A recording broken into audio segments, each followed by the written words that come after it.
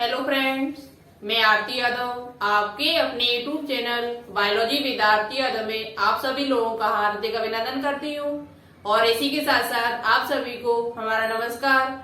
तो आज हम आपके लिए सुबह के नाश्ते के रूम में जो हमारी क्लास चलती है टॉप 1000 क्वेश्चंस की, उसकी क्लास नंबर 33 लेकर आई हूँ। 33 क्लास में आपको एनिमल किंगडम से भी क्वेश्चंस मिलेंगे। बहुत ही धमाकेदार क्वेश्चंस आज हम लेकर आए। बहुत ही इंपोर्टेंट क्वेश्चन है आज एनिमल किंगडम से। जैसा कि आप सभी स्टूडेंट्स को मालूम है, आपकी शाम को जो बायोलॉजी क्लास चलती है टॉपिक वाइज, उसमें हम आपको 2 फाइलम कंप्लीट करा चुके हैं, संघ पॉरीफेरा और संघ सिलिंड्रेटा या नाइडेरिया। ये दोनों ही फाइलम हमारे कंप्लीट हो चुके हैं। बहुत ही अच्छी तरीके से हमने दोनों फाइलम को कंप्लीट करा दिया है। अभी तक आपने नई वीडियो देखी तो एक बार उनको जरूर देखें और जो क्वेश्चन है आपको वो सुबह की क्लास में देखने को मिलेंगे। ये क्लास आपको 7 बजे से 9:30 बजे के बीच में मिल जाएगी। ठीक है, तो लगातार हमारे साथ वीडियो को आज देखते रहना। आज के क्वेश्चंस आपके एग्जाम्स के लिए बहुत ही इंपोर्टेंट धमाकेदार क्वेश्चंस हैं, आपको एग्जाम में देखने को भी मिल सकते हैं। तो चलिए आज की क्लास को स्टार्ट करते हैं टाइम ना वेस्ट करते हुए।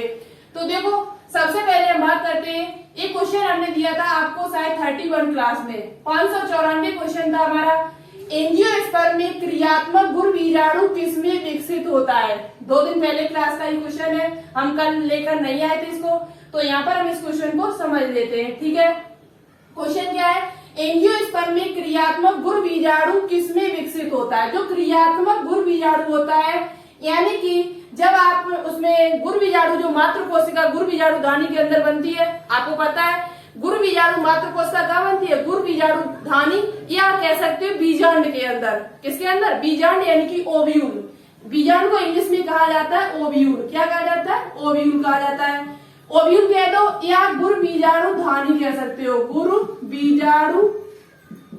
बीजाणु धानी, मेगा स्पोरेंजियम, गुण बीजाणु धानी। गुण बीजाणु धानी के अंदर एक कोशिका पाई जाती है, भिन्न प्रकार की, अलग प्रकार की कोशिका पाई जाती है, जिसे कहा जाता है गुण बीजाणु मात्र कोशिका।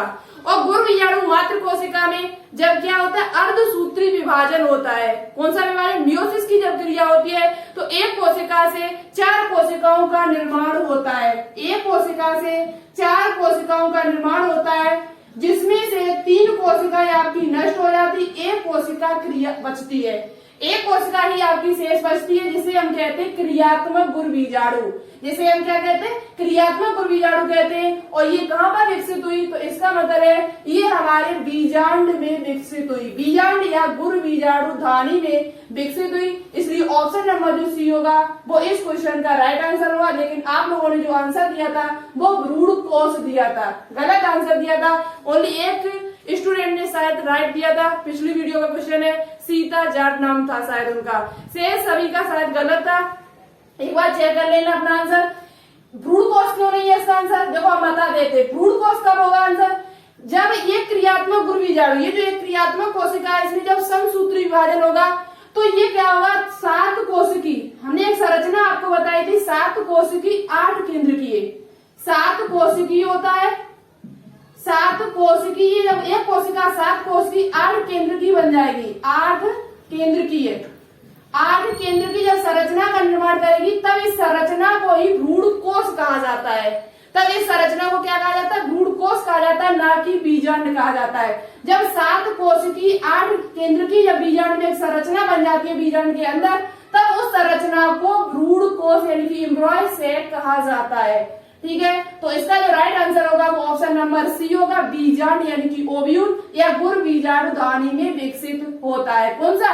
एक क्रियात्मक गुण बीजाणु। आप लोग अपना सही आंसर कर लीजिएगा। ठीक है, अब बात करते हैं नेक्स्ट क्वेश्चन पर, इसे साफ करते हैं। ठीक है, तो ऑप्शन नंबर कौन सा होगा? ऑप्शन नंबर जो सी होगा वो इस क्वेश्चन का राइट आंसर होगा। क्वेश्चन नंबर 603 हमने ये होमवर्क में दिया था आपको 32 क्लास में। खंडी भवन पाया जाता है। खंडी भवन किसमें पाया जाता है? एनिलिडा, आर्थ्रोपोडा मोलिस्का में, एनिलिडा आर्थ्रोपोडा कॉर्डेटा में, इकाइनोडर्मेटा मोलिस्का कॉर्डेटा में, आर्थ्रोपोडा इकाइनोडर्मेटा या कॉर्डेटा में। तो देखो इसका आंसर कई स्टूडेंट ने राइट दिया, मुझे बहुत अच्छा लगा जब आपने राइट आंसर दिया। बिल्कुल, जिन्होंने इसका राइट आंसर दिया उनके नाम भी लेकर आए और उनको बहुत बहुत थैंक यू हमारी तरफ से। तो इसका जो राइट आंसर होगा वो आपका होगा एनिलिडा, आर्थ्रोपोडा और कॉर्डेटा। ये 3 ऐसे संघ होते हैं जिनमें सेगमेंटेशन पाया जाता है, यानी खंडी भवन पाया जाता है, इनको खंडों में विभाजित कर सकते हैं। तो वो कौन सा है? एनिलिडा आपका, जिसमें केचुआ, जोंक आती, आर्थ्रोपोडा में त्रिचट्टा, कॉर्डेटा मनुष्य आते और बाकी के जीव है, सरप है। तो ऑप्शन नंबर जो सी होगा वो इसका राइट आंसर होगा। अब बात करते हैं किन स्टूडेंट ने इसका राइट आंसर दिया है, तो उनके नाम भी हम लेकर आए। सबसे पहले जो हमारे पास आंसर आया था वो महेंद्र यादव जी, और उसके बाद आंसर आया गोविंद दुबे जी, शीतल अग्रवारी, उसके बाद आया लवकुश विश्वकर्मा, विकास पटेल, आभा यादव, प्रियंका पीके, हिमांशी और डॉक्टर शिबू जी। इतने लोगों ने सही आंसर किया, बहुत ही अच्छी बात है। इसी प्रकार से आप लोग आंसर दिया करो। और देखो आंसर हम वीडियो डाला करें सुबह, शाम तक आप लोग आंसर लगभग 3 बजे से पहले दे दिया करो, क्योंकि ये वीडियो हम एक दिन पहले बना लेते हैं। शाम को ये वीडियो जो सुबह आती है वो एक दिन पहले बन जाए। फिर आप ये मत कहना कोई स्टूडेंट बाद में आंसर दे, तो ये मत कहना कि हमारा नाम ही नहीं बोला आपने, ठीक है। तो पहले ही इसका आंसर दे दिया करो, जिस दिन हम डाले उसी दिन आंसर दे दिया करो, लगभग 4 बजे से पहले, ठीक है। तो चलिए, तो इसका आंसर आपको पता चल गया। इसका आंसर जो होगा वो सी होगा। इसका आंसर जो होगा वो क्या होगा? सी होगा। अब बात करते हैं क्वेश्चन नंबर 604। क्वेश्चन नंबर 604 हमारा क्या है? आज का क्वेश्चन है, और जितने भी एनिमल किंगडम से हमने आज के जो क्वेश्चन रखे हैं बहुत ही इंपोर्टेंट क्वेश्चन है। और ये क्वेश्चन जो आपको हमने अभी बताया, ये सीपी नेट में इसी प्रकार का क्वेश्चन पूछा गया था। ये आपका सीपी नेट 2018 में पूछा हुआ क्वेश्चन है कि निम्न में से किसमें खंडी भवन पाया जाता है। तो यही क्वेश्चन आपका पूछा गया था, तो वो आपका क्वेश्चन हमने आपको करा भी दिया है, ठीक है। क्वेश्चन क्या है? 604, सिलिंड्रेटा में निमेटोब्लास्ट का कार्य क्या होता है। तो ये आज का जो ये आपका टॉपिक है सिलिंड्रेटा का, हम इसे फिनिश करा चुकी हूँ, तो आप लोग उसे जरूर देखें, क्योंकि सिलिंड्रेटा आपका पूरा फिनिश करा दिया फाइनल हमने। तो उसी में हमने आपको बताया हुआ था कि सिलिंड्रेटा में जो निमेटोब्लास्ट होते हैं, निमेटोब्लास्ट का मतलब क्या होता है? तो एक प्रकार की दंश कोशिका, इसे हिंदी में कहा जाता है दंश कोशिका। निमेटोब्लास्ट कह दो या निडोरोसाइट कह दो, इसे निमेटोब्लास्ट कहा जाता है, निडोरोसाइट कहा जाता है इसे, तो इसे दंश कोशिका कहा जाता है हिंदी में। तो सिलिंड्रेटा में निमेटोब्लास्ट का कार्य क्या होता है? गमन करना, शरीर सुरक्षा एवं शत्रु पर आक्रमण, पोषण में सहायक होना या प्रजनन में सहायक होना। तो जो निमेटोब्लास्ट होता है उसका काम होता है शरीर की सुरक्षा करना अपने, और शत्रु पर आक्रमण करना। ऑप्शन नंबर जो बी होगा वो इस क्वेश्चन का राइट आंसर होगा, शरीर की सुरक्षा करना और शत्रु पर आक्रमण करना। एक बार आप लोग इस क्लास को जरूर देखें, तभी आपको आज के क्वेश्चन समझ में आएंगे, क्योंकि हमने सिलिंड्रेटा और पॉरीफेरा दोनों के ही क्वेश्चन आज की क्लास में रखे हुए हैं, ठीक है। बात करते हैं क्वेश्चन नंबर 605, प्रवाल यानी कि कोरल। प्रवाल को इंग्लिश में कहा जाता है कोरल, किस संघ से संबंधित है? ये भी हमने आज की वीडियो में आपको बताया सिलिंड्रेटा वाली में। पॉरीफेरा, सिलिंड्रेटा, मोलिस्का या एकाइनोडर्मेटा। तो देखो प्रवाल या कोरल जो होता है वो किससे संबंधित है? तो देखो पॉरीफेरा से तो है ही नहीं, हमने आपको बताया पॉरीफेरा जो होते हैं उनमें ऐसा कुछ होता ही नहीं है। प्रवाल किस संघ से? सिलिंड्रेटा, मोलिस्का, एकाइनोडर्म। मोलिस्का जो होते हैं बहुत ही मुलायम टाइप के होते हैं, जबकि प्रवाल जो होता है वो आपका कैल्शियम कार्बोनेट का बना होता है। जिन जीवों के ऊपर ये पाया जाता है संरचना, जैसे ये कोई जीव है, इसके ऊपर आपकी संरचना पाई जाती है जिसे कहा जाता है प्रवाल। और ये जो प्रवाल होता है वो कैल्शियम कार्बोनेट का बना होता है। जो कंकाल के ऊपर चढ़ा होता है, स्केलेटन जो चढ़ा होता है वो कैल्शियम कार्बोनेट का बना होता है। तो आपसे पूछा जा सकता है कि प्रवाल किसका बना होता है? जो कोरल होता है वो किसका बना होता है? तो वो आपका कैल्शियम कार्बोनेट का बना होता है। बात करते हैं किससे संबंधित है, तो ये संघ सिलिंड्रेटा से संबंधित है। किससे संबंधित है? संघ सिलिंड्रेटा से संबंधित है। ऑप्शन नंबर जो बी होगा वो इस क्वेश्चन का राइट आंसर होगा। क्वेश्चन सेट आपको अच्छे लग रहे हो, कुछ नया सीखने को मिल रहा है, तो प्लीज इस वीडियो को एक बार लाइक जरूर करें, चैनल को सब्सक्राइब कर लें और ज्यादा से ज्यादा अपने दोस्तों के साथ इस वीडियो को शेयर जरूर कर दिया करो। बात करते हैं क्वेश्चन नंबर 606। तो चलिए अब बात करते हैं क्वेश्चन नंबर 606। क्वेश्चन नंबर 606 हमारा है कि निम्न में से, बहुत ही अच्छा क्वेश्चन है, वेरी वेरी इंपोर्टेंट। निम्न में से एक अरीय समिति यानी कि रेडियल सिमेट्री द्विस्तरीय जंतु है। रेडियल सिमेट्री और द्विस्तरीय जंतु है। तो देखो द्विस्तरीय जंतु इनमें से कौन सा है, यानी कि उन्हें डबल मेम्ब्रेन यानी कि कह सकते हो द्विपोरकी डिप्लोब्लास्टिक कह सकते हो। एस्केरिस है, केचुआ है, लिवर फ्लूक है या हाइड्रा है। तो देखो हमने आपको बताया हुआ है सिलेंट्रेटा वाली वीडियो में कि जो सिलेंट्रेटा होता है, टोनीफेरा जो होता है, उसमें आपकी कैसी समिति पाई जाती है, अरीय समिति।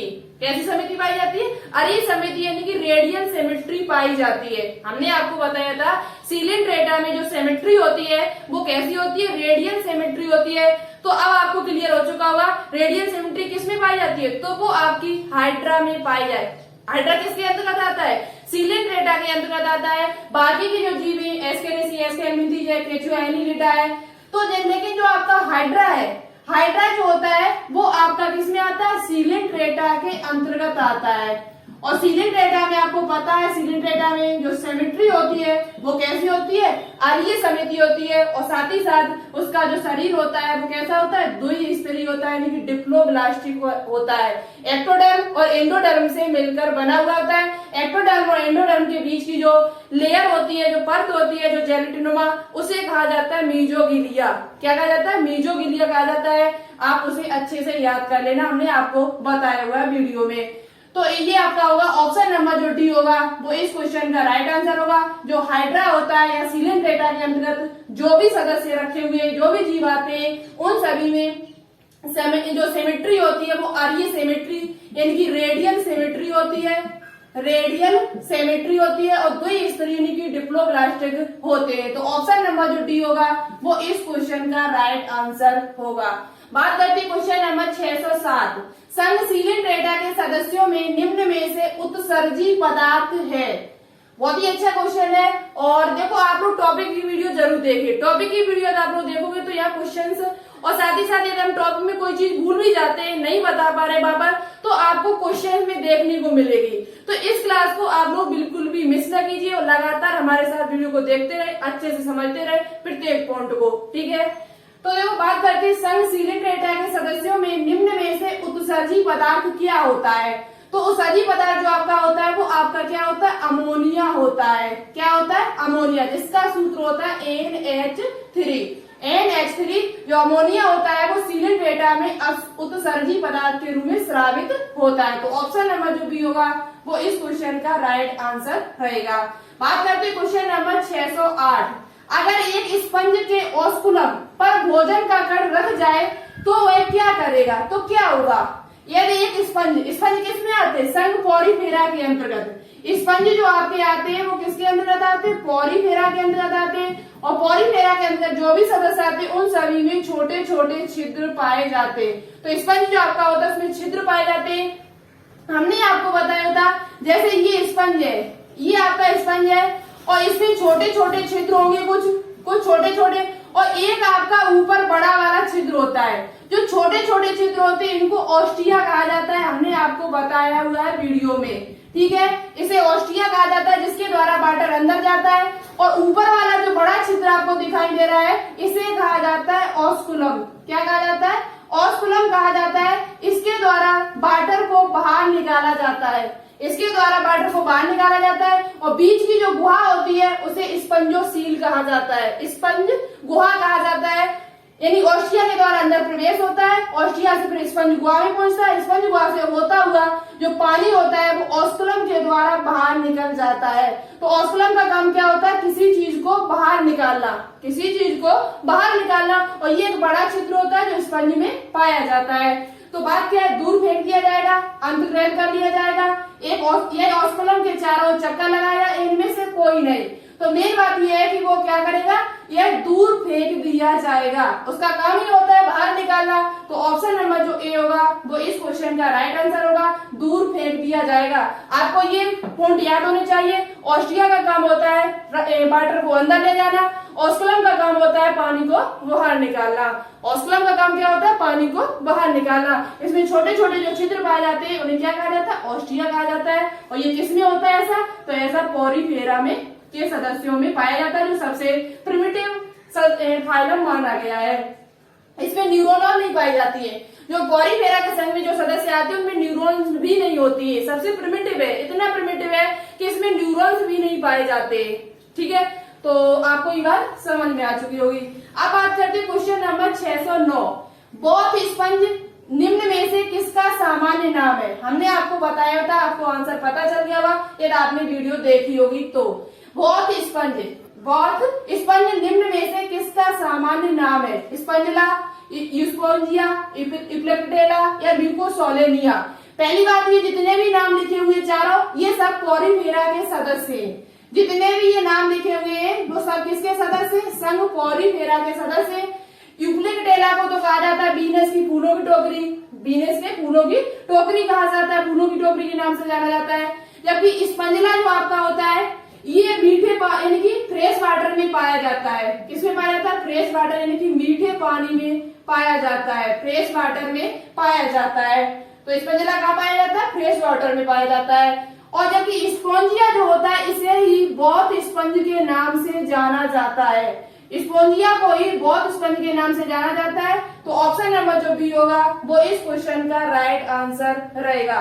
कौन सा? स्पोंजिया। स्पोंजिया को ही क्या कहा जाता है? बौथ स्पंज कहा जाता है, वात स्पंज के नाम से जाना जाता है। जबकि यूप्लेक्टेला का प्रयोग जो किया जाता है वो उपहार के रूप में किया जाता है। जापान, फिलीपींस के लोग इसे उपहार के रूप में करते हैं, फूल के रूप में, गिफ्ट के रूप में किसी को देते हैं। ठीक है, तो ऑप्शन नंबर जो भी होगा वो इस क्वेश्चन का राइट आंसर। बात करते हैं क्वेश्चन नंबर 610।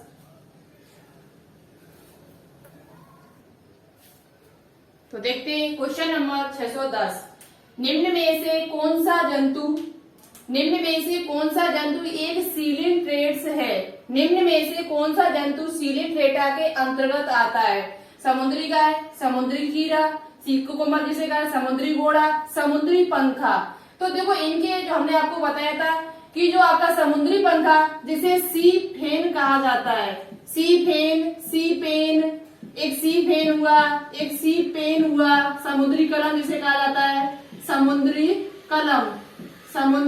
कलम कहा जाता है, जिसे समुद्री कलम, सी पंखा, ये सभी आपके क्या होते हैं? सीलिंट्रेट्स के अंतर्गत आते हैं। तो आपका ऑप्शन नंबर जो डी होगा वो इस क्वेश्चन का राइट आंसर होगा। आपको पहले से आंसर पता होगा या तो आपने वीडियो देखी होगी। निम्न में से कौन सा जंतु एक सीलिंट्रेट्स के अंतर्गत आता है? तो समुद्री पंखा जिसे हम सी फेन कहते हैं, और एक हमारा होता है सी पेन, ये भी आपका सीलिंट्रेट्स के अंतर्गत ही आता है। और भी हमारे और जेली फिश होता है, ऑरेलिया है जिसे कहा जाता है, एनिमन है, ये सभी किसके अंतर्गत आते हैं? सीलिंट्रेटा के अंतर्गत आते हैं। बाकी के नाम लिखे हुए जैसे कि समुद्री खीरा किसके अंदर, समुद्री घोड़ा किसके अंतर्गत आता है। तो यदि आप लोग लगातार हमारे साथ बने रहते हो, फाइलम की सभी वीडियो आप लोग देख लेते हो, तो आपको पता चल जाएगा कि समुद्री घोड़ा किसके अंतर्गत आता है, समुद्री खीरा किसके अंतर्गत आता है। थोड़ा तसल्ली कीजिए, आगे आपको ये चीज जरूर मिलेगी चल के। ठीक है, तो ऑप्शन नंबर जो डी होगा वो राइट आंसर होगा, समुद्री पंखा। बात करते हैं क्वेश्चन नंबर 611। हाइड्रा की देह गुहा कहलाती है। वेरी वेरी इंपोर्टेंट क्वेश्चन है ये। हाइड्रा की देह गुहा क्या कहलाती है? बहुत ही इंपोर्टेंट क्वेश्चन है। राइयोसीलोम, एंटीरोसीलोम, कूट देह गुहा या जठर संवहनी गुहा। तो देखो हाइड्रा की जो देह गुहा होती है, हाइड्रा एक बहुत ही छोटा जीव है, बहुत ही सूक्ष्म जीव है। इसकी ये देखा जाए आकार साइज देखा जाए तो 1 सेंटीमीटर का होता है ये, और लेकिन होता ये मीठे यानी कि फ्रेश वाटर में पाया जाता है, और इसके ऊपर टेंटिकल्स भी पाए जाते हैं बहुत बड़े बड़े। तो लेकिन होता क्या, ये 1 सेंटीमीटर का ही होता है। कितने सेंटीमीटर का? 1 सेंटीमीटर, बहुत ही सूक्ष्म, बहुत ही छोटा होता है। ठीक है, तो आपको क्या बताना होगा? हाइड्रा की देह गुहा कहलाती है। हाँ, आपको आंसर पता चल गया होगा अच्छी तरीके से यदि आपने क्लास देखी होगी तो। संभाली हाइड्रा की जो देह गुहा होती है वो जठर संवहनी गुहा होती है, जिसे इंग्लिश में कहा जाता है गैस्ट्रोवेसिकुलर कैविटी कहा जाता है, यानी कि जठर संवहनी गुहा इनमें पाई जाती है। हाइड्रा किसके अंतर्गत आता है? सीलिंट्रेटा के अंतर्गत। तो सीलिंट्रेटा के अंतर्गत जो भी सदस्य आते हैं उन सभी में जो गुहा होती है वो कैसी होती है? तो उन सभी में जो गुहा होती है वो जठर, उनके बीच में गुहा पाई जाती है, जिसे कहा जाता है जठर संवहनी गुहा। और वही काम करती है, पाचन का काम करती है। किसका पाचन का परिसंचरण काम का, क्योंकि परिसंचरण में पाया नहीं जाता है। तो ये जो काम परिसंचरण का हुआ, पाचन का हुआ, वो सब कौन करता है? जठर संवहनी गुहा करती है, जिसे इंग्लिश में कहा जाता है गैस्ट्रोवेस्कुलर कैविटी। गैस्ट्रोवेस्कुलर कैविटी जो पाई जाती है वो आपके हाइड्रा में पाई जाती है, यानी कि सिलिंड्रेटा के अंतर्गत आती है। तो ऑप्शन नंबर जो डी होगा वो इस क्वेश्चन का राइट आंसर रहेगा। ठीक है, ऑप्शन नंबर जो डी होगा वो इस क्वेश्चन का राइट आंसर होगा। बहुत ही अच्छा क्वेश्चन है, इसे नोटबुक पे नोट डाउन जरूर करना। बात करते क्वेश्चन नंबर 612। निम्न में से हाइड्रा के खोजकर्ता कौन है? हाइड्रा की खोज किसने की थी? हाइड्रा के खोजकर्ता कौन है? लिनियस, ल्यूवेनॉक, रॉबर्ट ब्राउन या अरस्तु?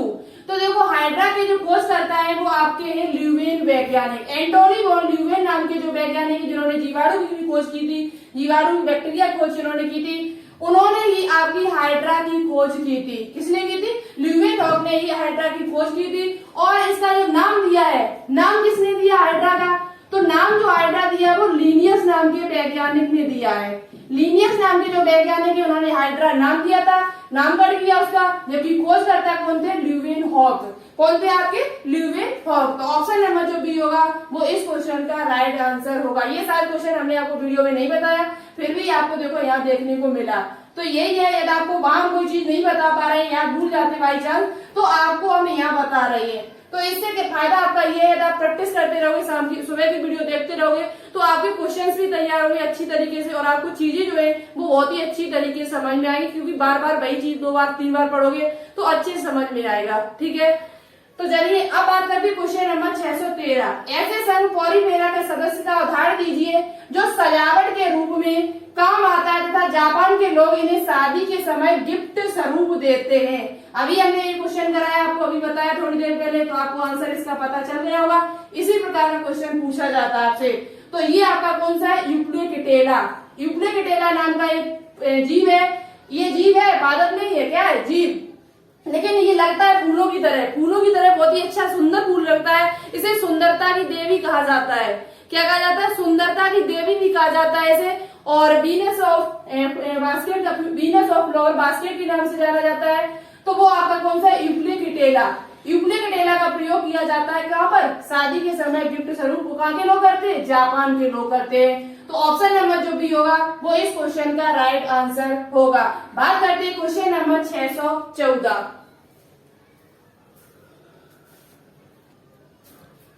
तो चलिए बात करते हैं क्वेश्चन नंबर 614।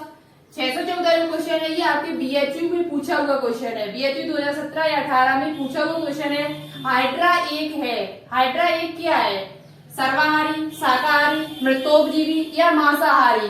तो हाइड्रा जो आपका होता है वो एक प्रकार का मांसाहारी होता है, यानी कि मांस को खाने वाला होता है। कार्निवोरस इंग्लिश में इसे कहा जाता है। हाइड्रा एक क्या होता है? तो एक प्रकार का मांसाहारी जीव होता है जो बहुत ही छोटा होता है, सेंटीमीटर का होता है। और ये किसके अंतर्गत आता है? तो संघ सिलिंड्रेटा के अंतर्गत आता है, क्योंकि इसमें क्या पाया जाता है? वो दंश कोशिकाएं पाई जाती है, टेंटिकल्स पाए जाते हैं। उनकी सहायता से ये क्या करता है? भोजन को खींचता है। और बहुत ही यानी कि कह सकते हैं आप मांसाहारी जीव है। कैसा जीव है? मांसाहारी। ठीक है, तो हाइड्रा एक प्रकार का कैसा है? मांसाहारी जीव होता है। क्वेश्चन नंबर 615 का आंसर आपको कमेंट बॉक्स में कमेंट करके देना होगा। देखिए सबसे अच्छा और सबसे राइट आंसर कौन हमारा प्रिय स्टूडेंट देता है, और हम समझ जाएंगे। तो आपने इसका आंसर दे लिया तो हम समझ जाएंगे कि आप पिछला जो हम पढ़ाते हैं वो भी रिवाइज कर रहे हो, वो भी पढ़ रहे हो, उसे आपको वो चीजें आती है जो हमने आपको पढ़ाई हुई है। क्वेश्चन क्या एक बार पढ़ के दिखाते हैं। निम्नलिखित में से एक कोशिकी जीव में एक गुरु केंद्रक पोषण कार्य के लिए तथा एक या अधिक सूक्ष्म केंद्रक जनन के लिए पाए जाते किसमें? ट्रिपोनोसोमा में, पैरामीशियम में, इबुलिना में या अमीबा में? ये क्वेश्चन हम आपको बता भी चुके हैं, हमने आपको ये पढ़ाया भी है। यदि आपको पिछला आता होगा, आपने वीडियो पिछली देखी होगी और रिवाइज करते होंगे बार बार, तो आपको इस क्वेश्चन का आंसर आसानी से पता भी होगा। देखो मेहनत कीजिए, हम मेहनत कर रहे हैं, आप भी मेहनत कीजिए। मेहनत करते हैं उनकी कभी हार नहीं होती है। आपको पता है कोशिश करने वालों की कभी हार नहीं होती है। लहरों से डरकर नौका पार नहीं होती है, और कोशिश करने वालों की कभी हार नहीं होती है। तो आप लोग लगातार कोशिश कीजिए, पढ़ते रहिए, जुड़े रहिए हमारे चैनल से, जिससे आपका सिलेक्शन 2021 में हो सके। हम मेहनत कर रहे हैं, आप भी मेहनत करो। इससे क्या होगा? आपका भी नाम होगा और हमारा भी नाम होगा कि हाँ हमने किसी चैनल से तैयारी की थी, वहां पर हमें हेल्प मिली थोड़ी, जिससे हमारा सिलेक्शन हुआ। इससे हमारा भी नाम है, हमारा भी नाम ऊंचा है कि हाँ हमारे स्टूडेंट सिलेक्शन लिए 2021 में। ठीक है, तो जितने भी स्टूडेंट्स हमसे जुड़े हुए हैं, आप लोग ज्यादा से ज्यादा कोशिश ये किया करो, अच्छे से पढ़ो, ध्यान से पढ़ो और रोजाना का रोज रिवाइज करो अच्छी तरीके से, चीजें आपको पता होनी चाहिए। और आपका टाइम है जो एग्जाम वो भी पास में आ रहा है, तो लगातार मेहनत करते रहिएगा। इस क्वेश्चन का आंसर आप लोग कमेंट बॉक्स में कमेंट करके बताइए। जो भी स्टूडेंट्स हमारे इसका राइट आंसर देंगे उनका नाम हम नेक्स्ट वीडियो में लेकर आएंगे। तो क्वेश्चन आपको कैसे लगे कमेंट बॉक्स में कमेंट करके जरूर बताएं। अच्छे लगे, कुछ नया सीखने को मिला हो तो प्लीज इस वीडियो को लाइक करें, दोस्तों के साथ शेयर करें जरूर, जो यहाँ पर और भी स्टूडेंट्स जुड़ सके। आप लोग ये इतनी कोशिश किया करो, कम से कम 10 स्टूडेंट रोज जोड़ा करो। 10 स्टूडेंट्स यहाँ पर जुड़ते रहेंगे तो आपको ही फायदा होगा इससे। और चैनल को अभी तक आपने सब्सक्राइब न किया हो तो प्लीज इस चैनल को सब्सक्राइब करके बेल आइकन प्रेस ऑल पर क्लिक जरूर करें। ज्यादा से ज्यादा शेयर करोगे तो जितनी जल्दी आपके 1000 सब्सक्राइब हो जाएंगे उतनी जल्दी आपको लाइव क्लास मिलना स्टार्ट हो जाएगी, इससे आपको ही बेनिफिट होगा। तो चलिए आज के लिए इतना ही रखते हैं। ओके, थैंक्स, जय हिंद, जय भारत।